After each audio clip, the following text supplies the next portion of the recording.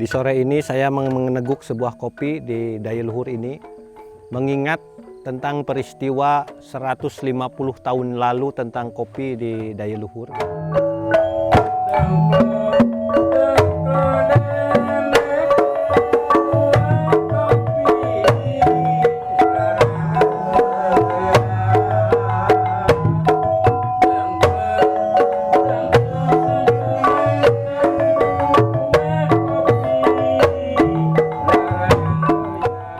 Kultur stelsel dimulai itu setelah Perang Jawa.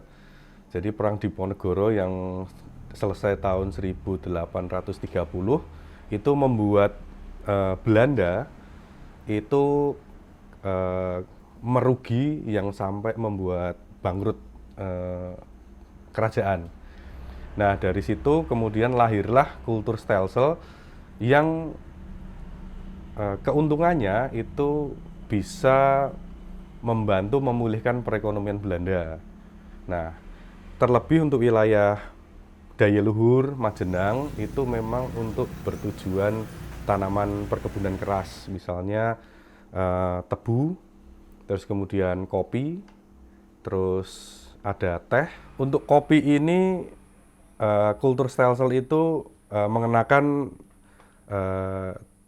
menekankan pada tiga hal, yaitu pembayaran pajak, terus kemudian tenaga kerja, dan lahan. Jadi lahan yang digunakan itu sekitar sepertiga lahan. Nah, apabila lahan tidak punya, juga harus bekerja rodi.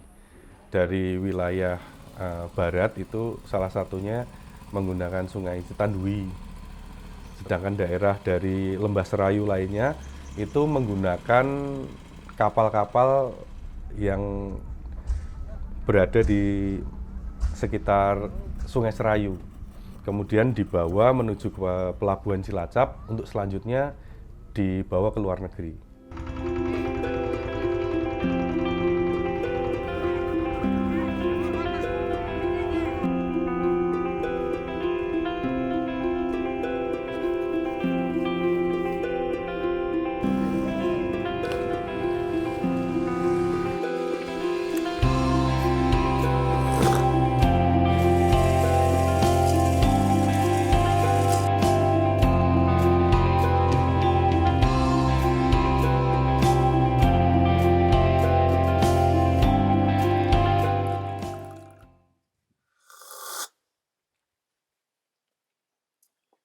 Dulu itu menanam kopi di sini itu adalah tujuannya dari pemerintah Hindia Belanda itu bagus.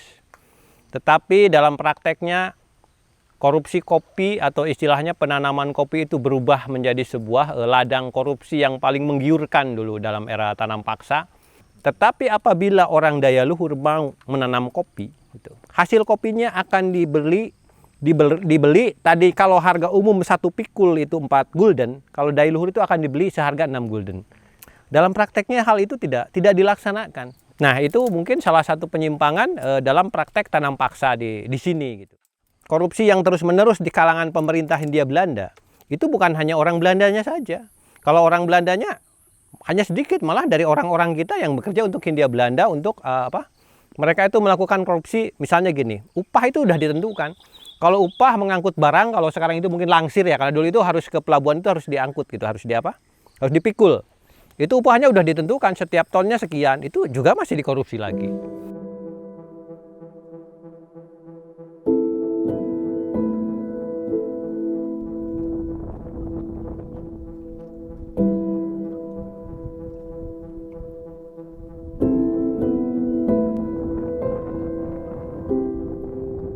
Kopi itu hasil bumi yang paling mudah untuk orang-orang yang serakah untuk disalahgunakan gitu. Itu berdasarkan surat kabar yang ada terbit pada era Hindia Belanda waktu itu.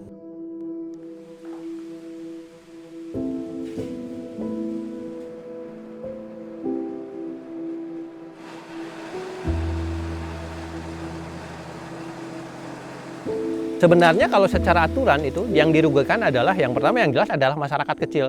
Artinya masyarakat yang memang bekerja di ladang kopi itu sendiri. Karena mereka itu ya jangankan dari dari harga, wong dari upah aja mereka udah dipotong karena itu tidak orang Belanda yang bekerja untuk kuli kasarnya seperti itu ya. Juga tanah sewa tanahnya juga itu masih tidak dibayarkan.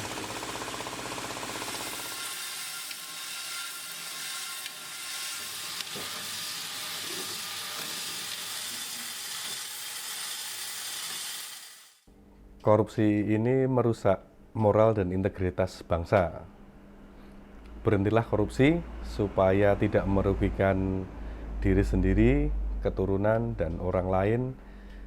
Berhentilah korupsi.